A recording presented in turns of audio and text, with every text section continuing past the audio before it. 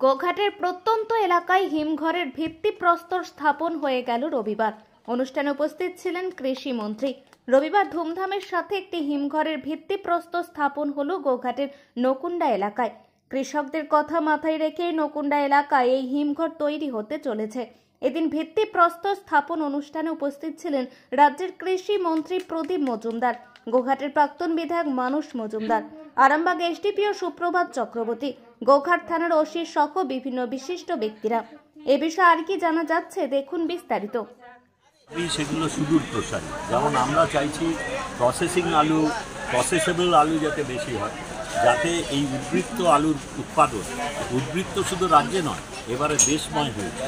তার ফলে আমাদের দেশের যে আলুর চাহিদা তার থেকে অনেক বেশি উৎপাদন হবে সারা দেশে। এই রাজ্যে আমরা আনুমানিক 60 লক্ষ টন আমাদের বাৎসরিক আলুর চাহিদা।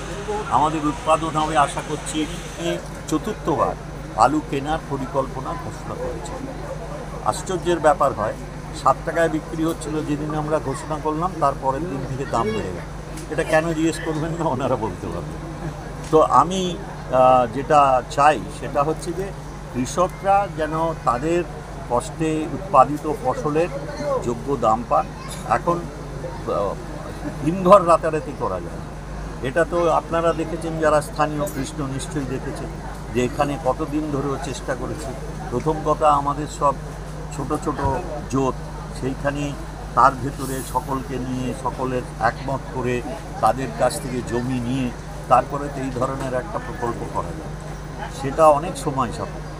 তারপরে এর যে আর্থিক প্রয়োজনীয়তা থাকে, ক্যাপিটাল যে ইনভেস্টমেন্ট হয়, তারপরে বিভিন্ন রকমের অন্য কয়েকটি দপ্তরের সহায়তা লাগে, এগুলো সব করে উঠতে যে টাইম লাগে, তাতে এই বছর বেশি উৎপাদন হলো বলেই এক্ষুনি হিমঘরের ব্যবস্থা করা যাবে সেরকম করা যাবে। আমাদের 490টা মতন হিমঘর ব্যবসায়িকভাবে চালু আছে। আমরা আশা করছি এই বছর হয়তো 500 হবে, কিন্তু এইভাবে ক্রমশ হিমঘরের সংখ্যা বাড়ছে। কারণ আলুর যেমন উৎপাদন বাড়ছে, তার সঙ্গে সঙ্গে সংরক্ষণের ব্যবস্থা যদি না বাড়ে তাহলে কৃষকদের ক্ষতি হবে। সেই জন্যে আমরা সবসময় উৎসাহিত করি, কিন্তু সরকার থেকে তো কোনো হিমঘর করা হয় না, এটা আমাদের কাজ নয়। সেজন্য আমরা যে কোনো রকমভাবে সহায়তা করি। আর একটা জিনিস যেটা আমরা করছি অনেক দিন ধরে, সেটা হচ্ছে ক্রমশ আমাদের আলুর ভেতরে আর্দ্রতা বেশি থাকে। যে জাতগুলো আমরা এখানে ফলন করি সাধারণত, আমরা চাইছি যে প্রসেসেবল আলু, যেগুলো দিয়ে প্রক্রিয়াকরণ করা হয়, সেখানে আলুর ভেতরের আর্দ্রতা কম থাকলে ওগুলো প্রসেসিংয়ের সুবিধা হয়। আমরা সেই ধরনের বীজ উৎপাদনের উপর জোর দিয়েছি।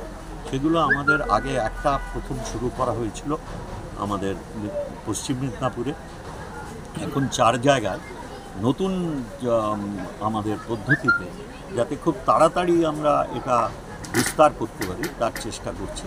আশা করছি আমরা 2-3 বছরের ভেতরে, এখনই আমরা প্রায় 3 লক্ষ টন মতন আলুর বীজ দিয়েছি, আরও এইটার যাতে বৃদ্ধি করা যায়।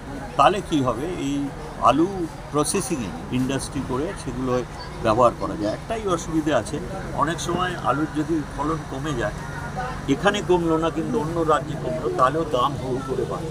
তখন যারা প্রক্রিয়াকরণ করেন তাদের পোষায় না ওই দামে।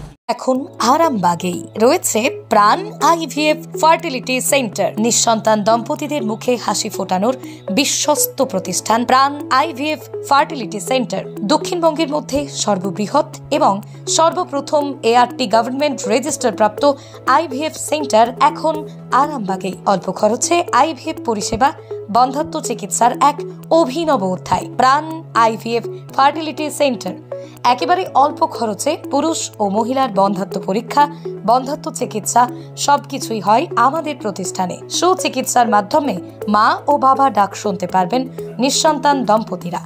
তাহলে আর দেরি কেন, আজই যোগাযোগ করুন প্রাণ আইভিএফ ফার্টিলিটি সেন্টারে। ঠিকানা বসন্তপুর, আমতলা, 2 নম্বর রেলগেট, আরামবাগ, হুগলি। যোগাযোগ নম্বর 7865858781 অথবা যোগাযোগ করুন 7908098172 এই নম্বরে।